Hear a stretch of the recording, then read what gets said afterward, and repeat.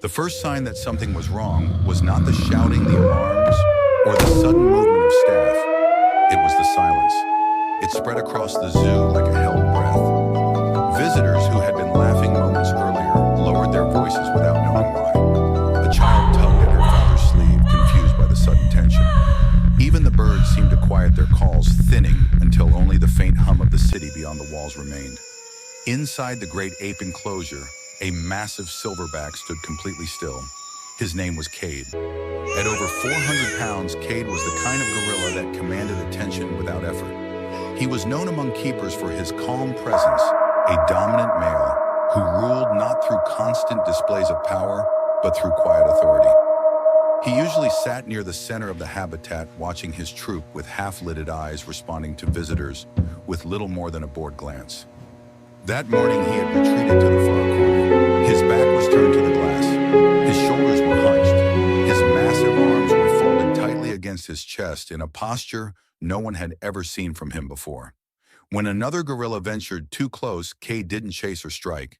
He simply shifted his body and released a low, vibrating sound that carried a single clear message: stay back. The keepers noticed immediately. Megan Foster, the senior primate keeper on duty, froze mid-step when she saw him on the monitors. She had worked with Cade for nearly a decade. She knew his moods, his rhythms, the subtle differences between irritation and warning. This was neither. This was something deeper, something coiled.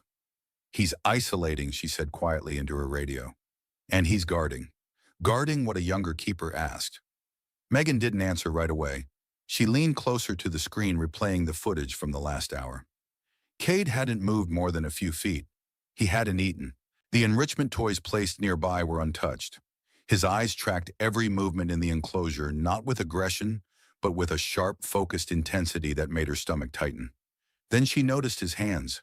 They were clenched, not in the loose, relaxed curl of rest, but tightly, deliberately, as if holding something fragile. Every time another gorilla approached, Cade adjusted his posture just enough to block their view. Whatever was in his arms, he did not want it seen. Behind the glass, visitors began to sense the shift. A man raised his phone to film, then hesitated, lowering it again when Cade's head turned slightly in his direction. A mother instinctively stepped in front of her child. No signs warned of danger, no alarm sounded, and yet something in the air felt wrong in a way that words couldn't explain. "This isn't a display," Megan murmured. "He's not trying to scare anyone." "So what is he doing?" the vet asked over the line. Megan swallowed. "I think he's afraid." That answer didn't sit well with anyone. Gorillas didn't get afraid like this. Not without reason. As the minutes stretched on, tension began to thicken. The troop responded to Cade's posture in ways that unsettled the staff even more. Instead of challenging him or trying to pull him back into the group, the others kept their distance. A young male approached, once curiosity overtaking caution. Cade's head snapped up instantly. His lips pulled back just enough to show teeth. Not a threat, a boundary. The young male backed away at once. From the control room, the veterinarian on call, Dr. Aaron Liu, leaned forward in his chair. "He's conserving energy," he said slowly. "That's not aggression. That's protection." Protection of what? Megan repeated, her voice barely above a whisper. No one answered. Security protocols were quietly reviewed. Tranquilizers were prepared but not loaded. Every decision felt heavy because no one could explain what was happening, and acting too fast could turn something unknown into something catastrophic. Then just after noon, something small happened that made everything worse. A sharp sound echoed across the enclosure. Not loud, not sudden. Just a dropped metal water bottle hitting the concrete on the visitor side of the glass. The noise was enough. Cade reacted instantly. He didn't charge. He didn't roar. Instead, his entire body curved inward. His arms tightened. His head dipped low as if shielding his chest. A deep guttural sound rolled out of him, not toward the visitors, but toward the troop. A warning meant for everyone. "Stay away!" Gasps rippled through the crowd.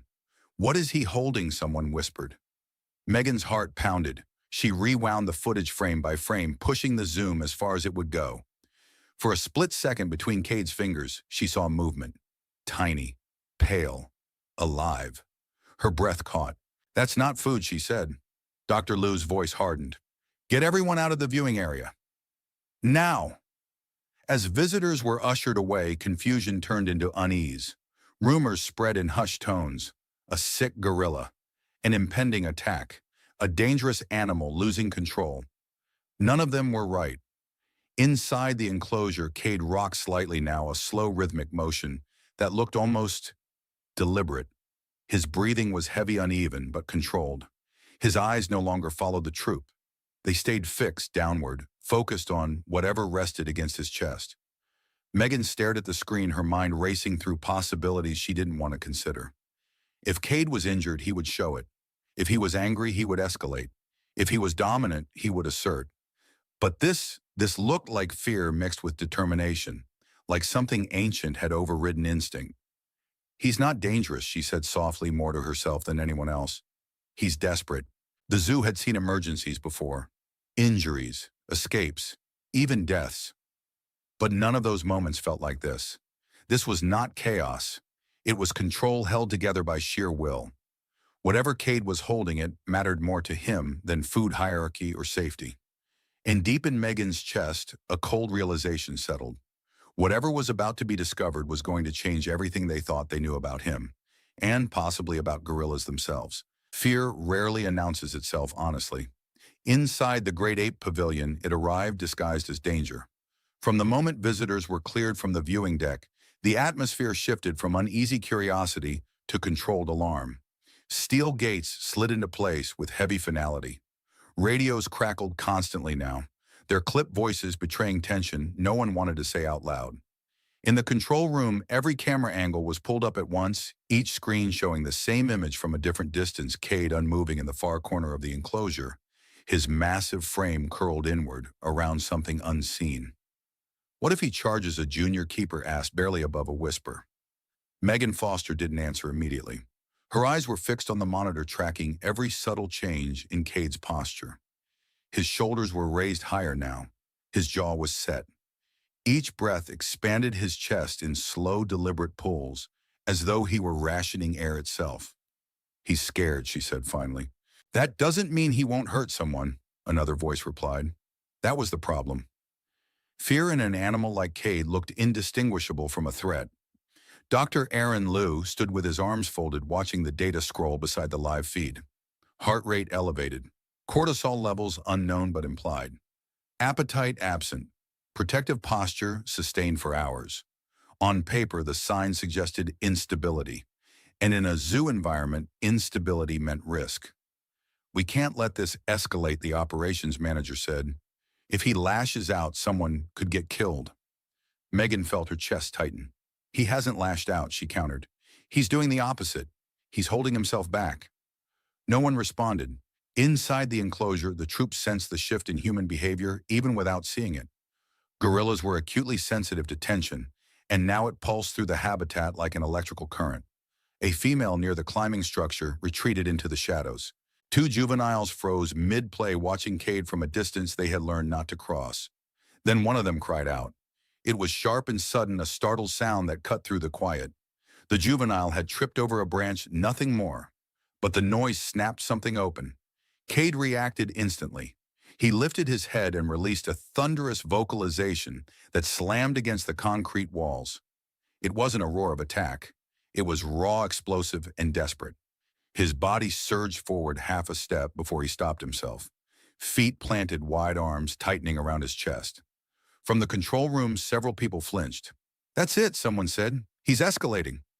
Red warning lights flickered on along the inner corridors as emergency protocols kicked in. The tranquilizer team was called to stand by. Metal cases were opened. Syringes were prepped. A decision was being made in real time, driven by fear layered upon fear. "Sedation could cause him to drop whatever he's holding," Megan said sharply. "If it's alive, if we don't sedate him and he charges, we lose control entirely." The operations manager cut in. Dr. Liu raised a hand, torn. "We don't know what he's holding, but we do know he's exhausted. His muscles are under constant tension. He can't keep this up forever." Inside the enclosure, Cade's breathing grew heavier. Sweat darkened the fur along his shoulders. His rocking motion became more pronounced, his body swaying as though fighting an invisible pull. Fear was turning into panic, and panic was contagious. A rumor began to spread among the evacuated visitors gathered beyond the barriers. Someone had heard the gorilla was violent. Someone else said a child had been hurt. Phones buzzed with half-truths and speculation. Security struggled to keep people back as curiosity fought with instinct. Inside, the staff felt it too. Hands shook as equipment was checked and rechecked. Every sound from the enclosure felt louder, sharper, more dangerous than it truly was.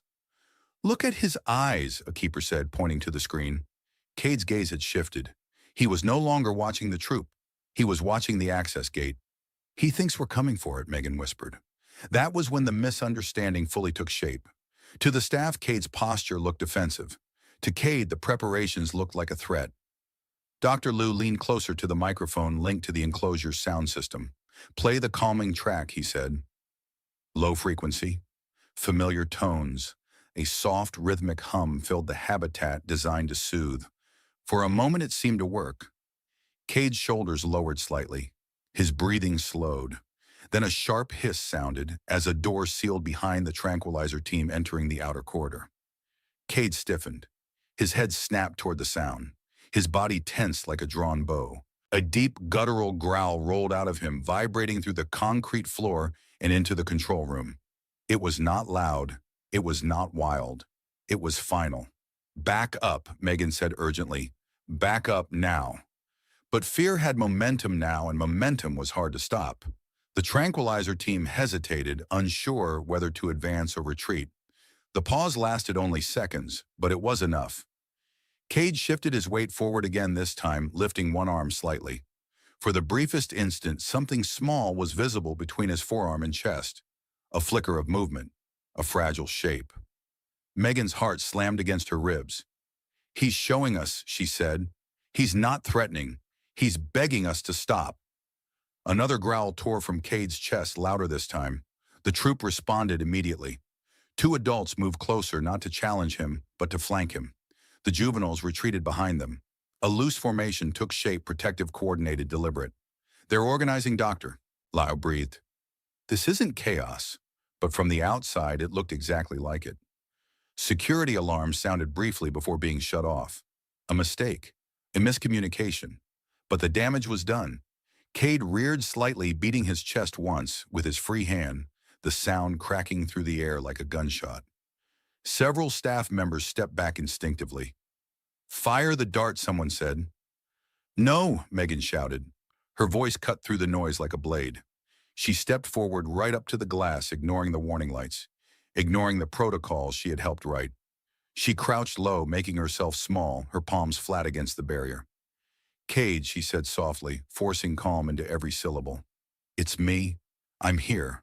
I'm not taking anything." Cade's eyes flicked toward her. The growl faltered. His breathing stuttered, then slowed just a fraction. The arm he had lifted lowered again, pressing whatever he held tighter against his chest. The tranquilizer team froze. For several long seconds, no one moved. Fear hung in the air, thick and suffocating. Everyone had seen how close they had come to turning protection into violence, love into catastrophe. Dr. Liu exhaled slowly. "Stand down," he said into the radio. "All teams, stand down." The order rippled through the control room, through the corridors, through the clenched jaws of staff bracing for disaster. Equipment was lowered. Fingers eased off triggers. Inside the enclosure, Cade let out a long, shuddering breath. The misunderstanding had almost cost everything, and no one in that room would forget how close fear had come to becoming the very threat they thought they were stopping. No one spoke at first. After the alarms fell silent and the team stepped back, the control room remained suspended in a strange, fragile quiet. Screens still glowed with live footage of the enclosure, but the energy had shifted. Cade had not moved from his corner. He sat hunched, massive shoulders, curved inward arms locked around whatever he held. His breathing was steadier now, though each breath still looked like effort. Fear had retreated, but it had not left. Dr. Aaron Liu broke the silence. "We need to see what he's protecting." Megan Foster nodded slowly, though her pulse still hammered in her ears. Carefully, she said, "On his terms." Protocol would normally demand sedation at this stage. A dominant silverback exhibiting prolonged guarding behavior was not a variable institutions like to tolerate, but what had just unfolded had rewritten the room's priorities. Whatever Cade was holding had enough meaning to override hunger, sleep, and self-preservation. That alone changed everything. They adjusted the cameras first. No movement inside the enclosure. No new personnel entering. Just lenses shifting, zooming incrementally, searching for angles that did not feel like an intrusion. On one monitor, a close-up caught Megan's breath. There between the dark curtain of Cade's forearms was a patch of pale skin. It was small, much too small to belong to any adult member of the troupe. "Zoom in," Megan whispered. The image sharpened. A tiny limb twitched once, then disappeared again, as Cade instinctively tightened his grip, pulling his arms closer to his chest. His head-dipped chin resting protectively above the space between his wrists. Dr. Lou's voice dropped. "It's alive." The words landed heavily. A living thing. Fragile enough that Cade's entire posture had become an architecture of restraint. They watched in silence as minutes passed. Cade rocked slightly, not from agitation, but from fatigue. His shoulders trembled faintly, muscles exhausted from holding tension for so long. Then without warning, Cade shifted. It was slow and deliberate, as though he were making a decision rather than reacting.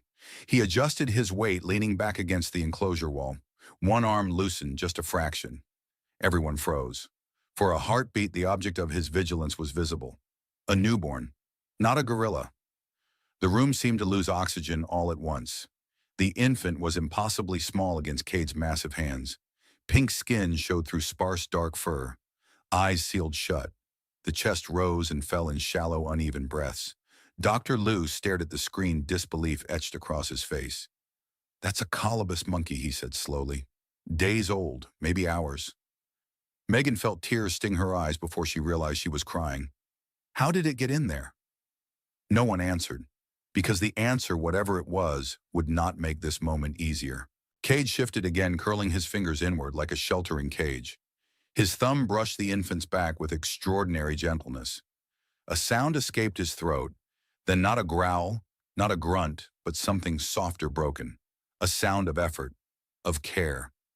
"He's been keeping her warm," Megan said. "All this time." Dr. Lou nodded, his expression tight. If he hadn't, she wouldn't have survived the first night. The realization reframed everything that had come before. The isolation, the refusal to eat, the aggression that wasn't aggression at all. Cade hadn't been guarding territory or asserting dominance. He had been preserving a life. They pulled security footage from the perimeter. Timestamps scrolled backward. 2 nights earlier, a shadow near the outer fence. A shape moving too fast to identify clearly.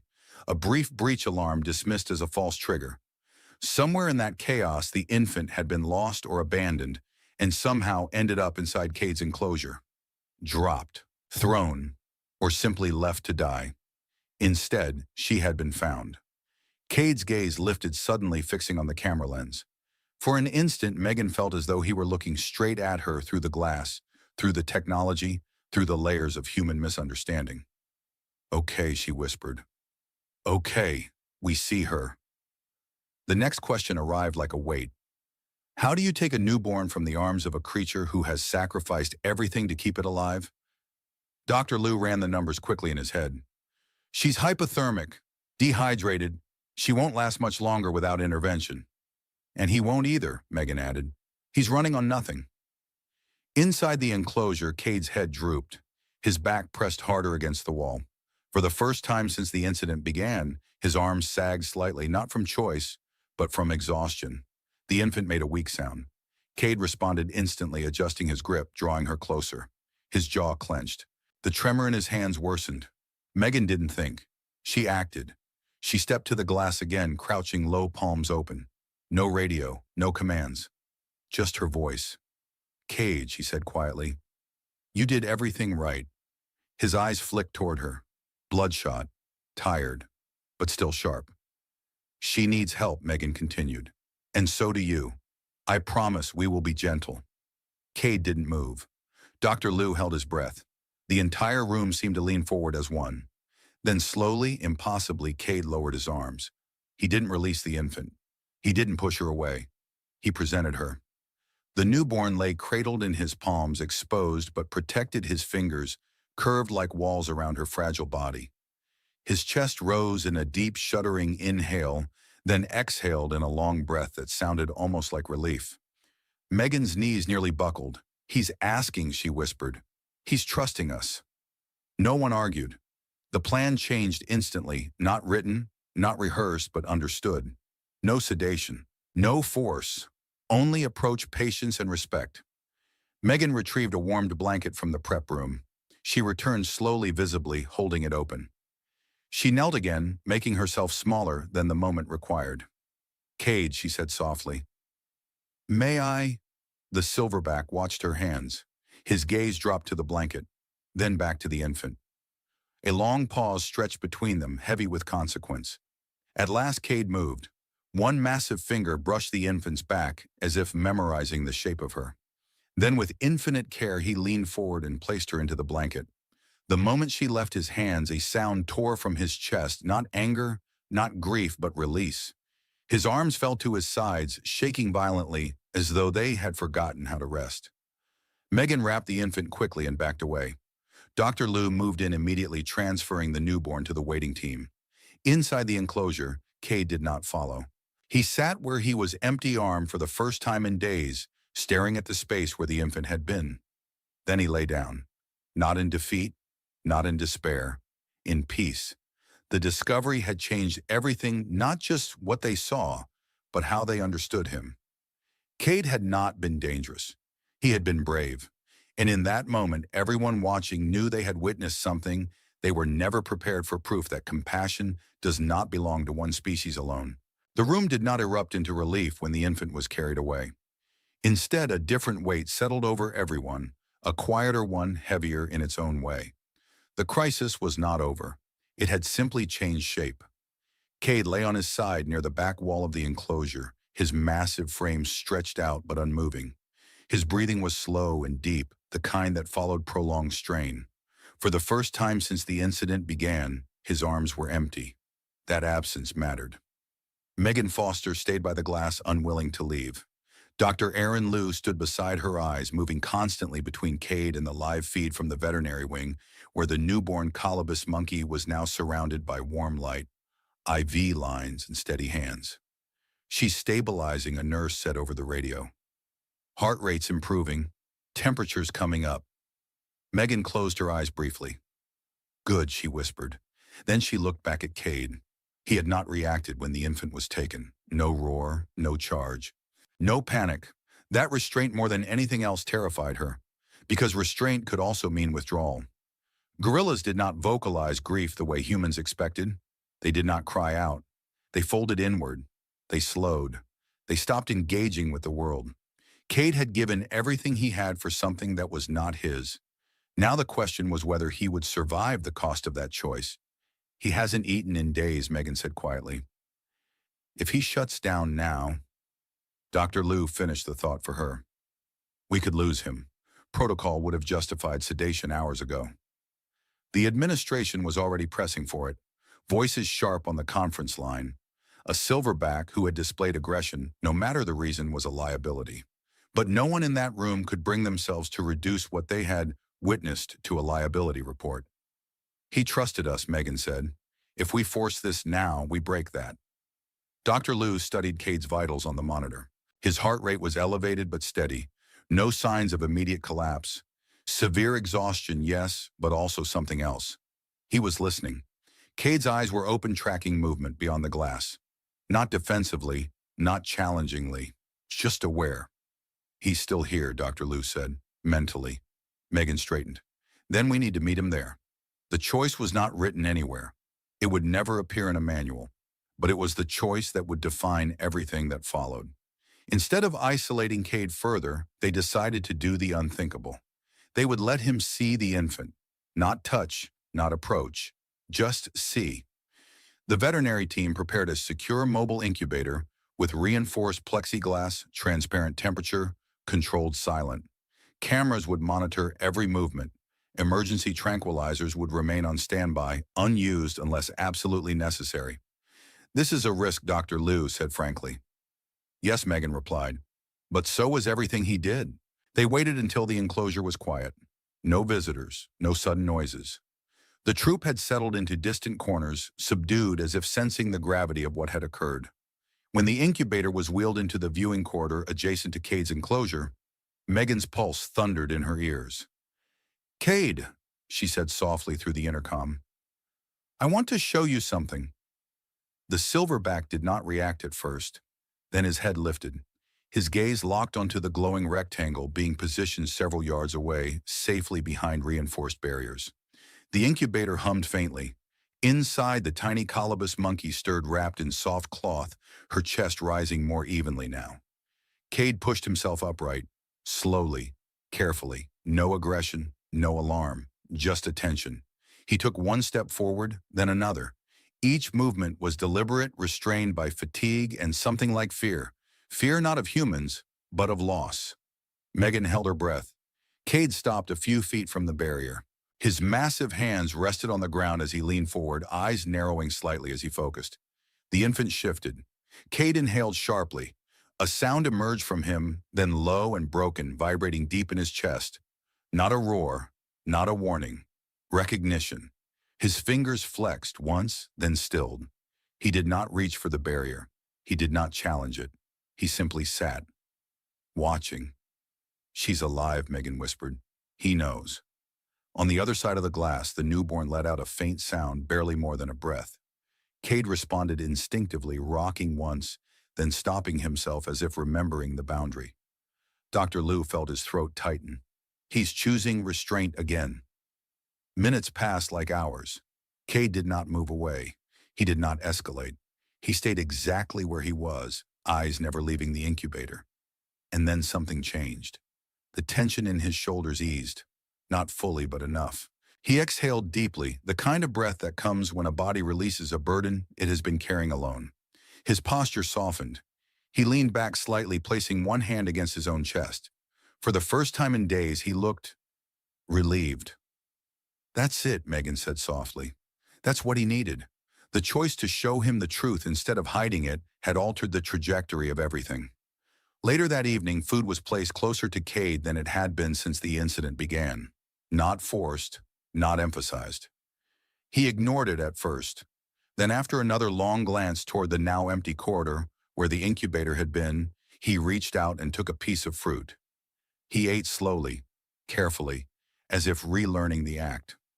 Megan watched from the control room, tears streaking silently down her face. "He's coming back," she whispered. The administration would later debate the ethics of the decision. Lawyers would ask hard questions. Policies would be reviewed, rewritten, updated. But none of that mattered in the moment when Cade finally lay down, not curled inward in defense, but stretched out in rest. The choice had changed everything. Not because it was safe, but because it was human enough to trust that compassion, when met with respect, could travel both ways. And Cade, exhausted, empty-armed, and alive, proved that sometimes the most powerful act is not control, but understanding. When the truth was finally known, the enclosure did not return to normal. It never could. Days passed and the headlines softened. The urgency faded from radios and clipboards. The crowds returned to their familiar rhythm, voices rising again behind the glass.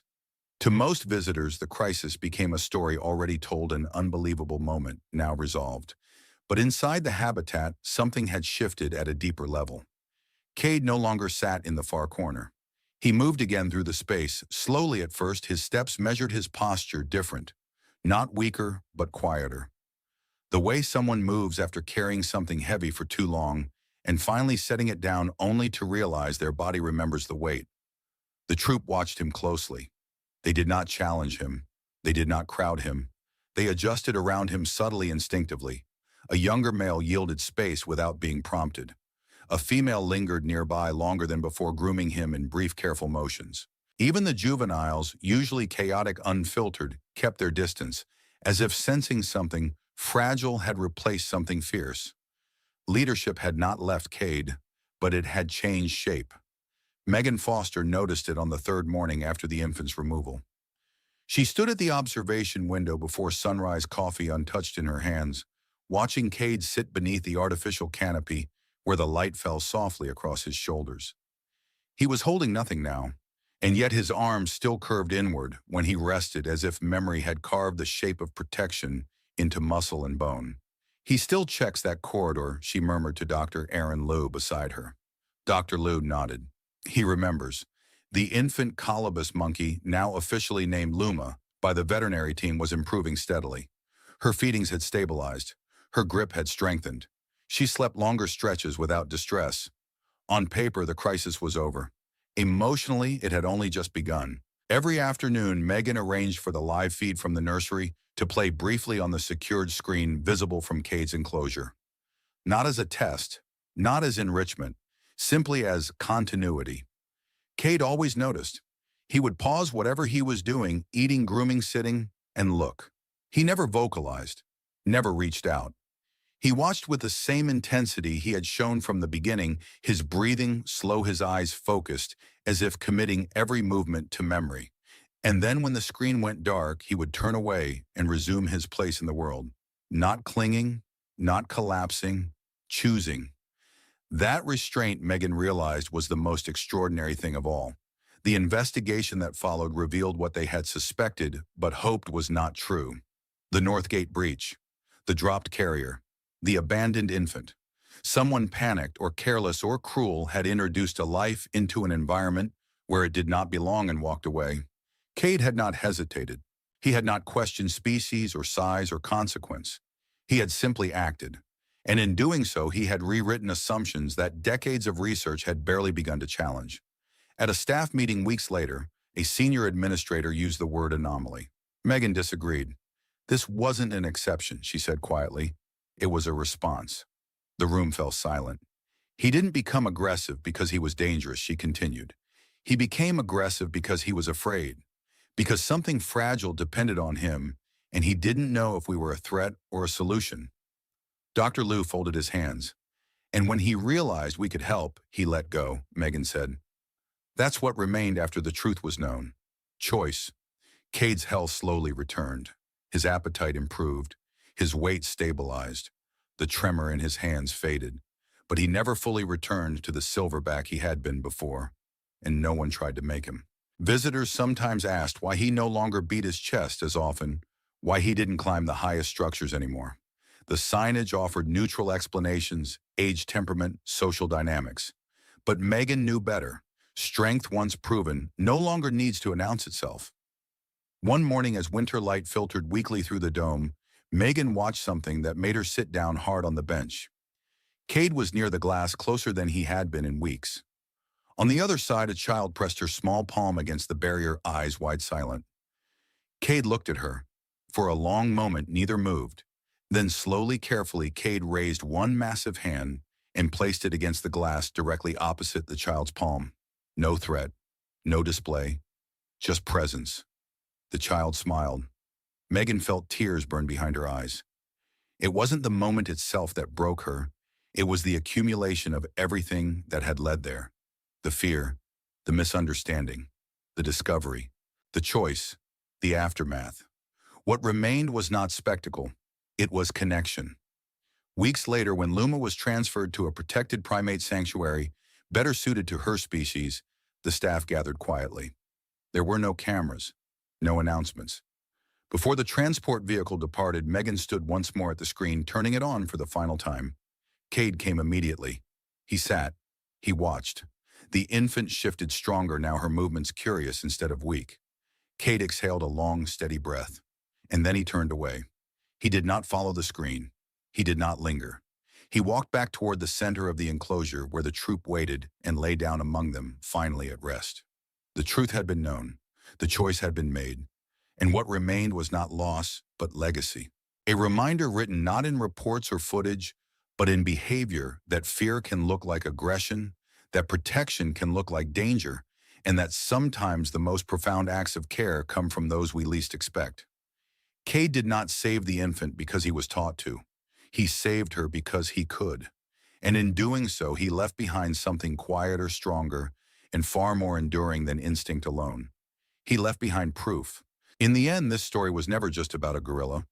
It was about how easily we misunderstand fear, how quickly we label behavior we don't understand, and how often we forget that care can wear the face of danger when something precious is at stake. What happened inside that enclosure forces us to slow down and look again. At first, everyone saw aggression, a massive silverback isolating himself, refusing food, posturing defensively. From the outside, it looked like a threat waiting to explode. Protocols were reviewed. Emergency plans were prepared. Distance was enforced. Fear shaped every decision. But fear, as this story shows, is not always the enemy. Sometimes fear is love with no language. Cade's actions were not driven by dominance or violence. They were driven by responsibility. He did not understand policies, safety barriers, or human intentions. He only understood one thing clearly: something fragile depended on him, and the world felt unsafe. So he guarded. He endured hunger, exhaustion, isolation, misinterpretation. He held on not because he was stubborn, but because letting go too soon might have meant death for the life in his hands. That kind of devotion challenges the idea that animals act only on instinct. It reveals something deeper: judgment, patience, and the ability to weigh risk against trust. And when trust finally appeared, he chose differently. That choice is the heart of this story. Cade did not cling to control. He did not escalate when humans approached with care instead of force. He did not confuse power with protection. When he realized help was real, he let go, even though letting go cost him emotionally. That moment holds a lesson far beyond the walls of a zoo. How many times do we mistake fear for hostility in our own lives?